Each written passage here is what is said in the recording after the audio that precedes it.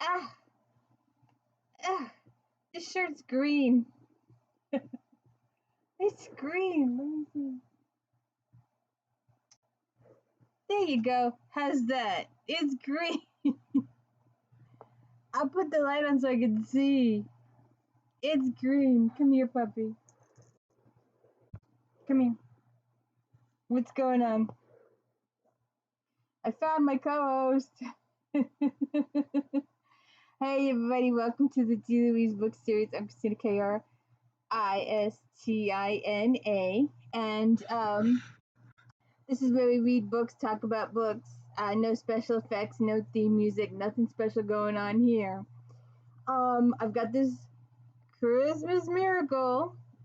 That to get 1,000 subscribers by Christmas. I'm not doing very well in that category. Those of you who have subscribed, thank you very much. Most appreciative. I need 900 more, so if you could drum up some friends and family, maybe. I don't know. I'm kind of desperate here. It's been a year, and I am where I am. So, anyways, we are talking J.P. Beaumont, Partner in Crime, and this is different. Where are my notes? This is book. No way. Book 20? No. I must have wrote that down wrong. Book 25? I had to have written this down. Wrong. I'll have to double check. Oh, there are 25 in total. So this is I believe it's book 16 in the J.P. Beaumont series. And it's book 10 in the Joanna Brady series. And she is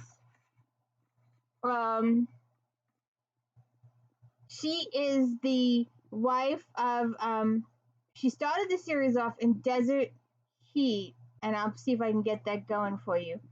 Her husband was sheriff and he was killed, and they tried to point the finger at him for being corrupt. So she investigated, got involved, one thing led to another, and she ends up sheriff. So check out her. These are how is that going? Those are the first 15 in her series. And so this is a cross promotion. She probably wanted to get one of the other series more promoted between her, because she writes J.P.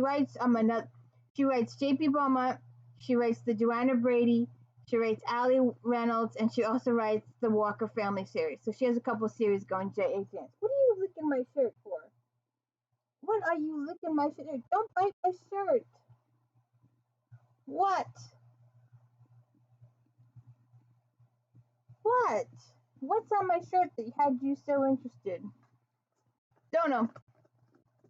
So anyways, and it was kind of the first 15 or 16 chapters were from Joanna's point of view. And there was a lot of stuff going on. There's a funeral for a matron in a jail, and she allowed some of the prisoners to attend who she had helped, who she was friendly with. And they asked to attend the funeral of this lady because they cared for her. And Joanna allowed them, and there's a political uprising. So Joanna's worried about that. Then we have this lady get murdered in the beginning of the book. And apparently this lady was an artist, and she was going to have her painting shown in a gallery. And the lady that runs the gallery was very enthusiastic, but the artist was a little worried. but nothing was really said as to why she was worried. Later on in the day, the lady, her boyfriend comes over. They were gonna go have a celebratory dinner, and she's like, "No, I really don't want to go out. We need to stop this." So he leaves.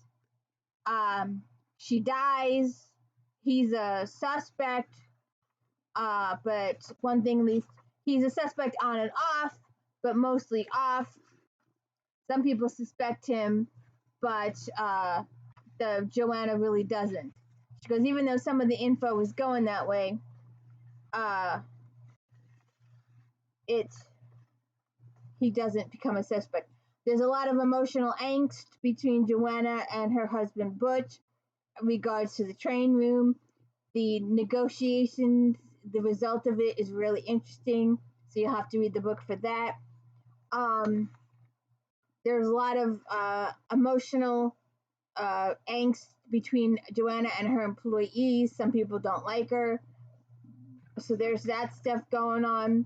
Then JP makes an appearance a little bit in chapter 6, a little bit in chapter 9, and then he shows up in Bisbee, and that is where Anne Corley is from.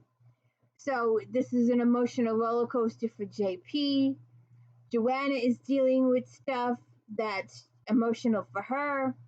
JP jumps into the investigation. Joanna doesn't like him in the beginning. She regrets his interference in the beginning. And then about chapter 16, 17, she caves. She decides that he's a really good guy. He's a good investigator.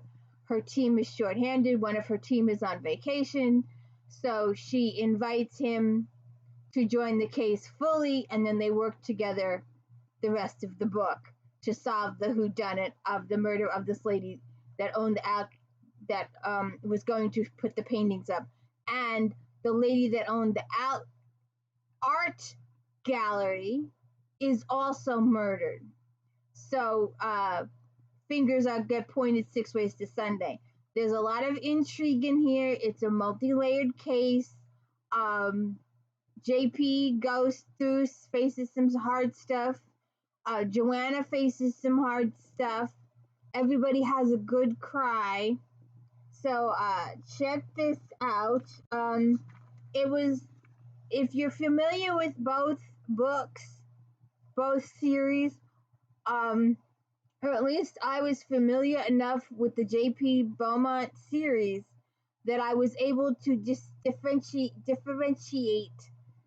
because I'm usually, when an author changes POV, it's like chapter 5 POV him, chapter 6 POV her, chapter 7, but J.A. Jance was doing it in the chapter. Every other paragraph was, and it got a little, but then once they started merged, it got a little better. And especially if the characters, JP or Joanna in your head, and you can read along that way. If you're doing the audiobooks, hopefully, I forgot what was it Stuart? Oh, I forget the name of the guy.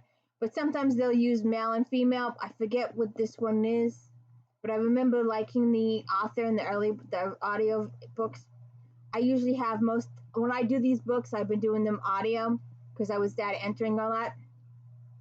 So we'll see what happens, but I'm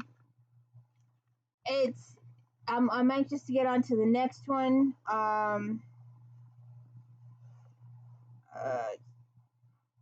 Partner in crime, long time gone. So we'll see what happens then. So check this out. Please hit the like and subscribe. Let me know I'm doing a good job.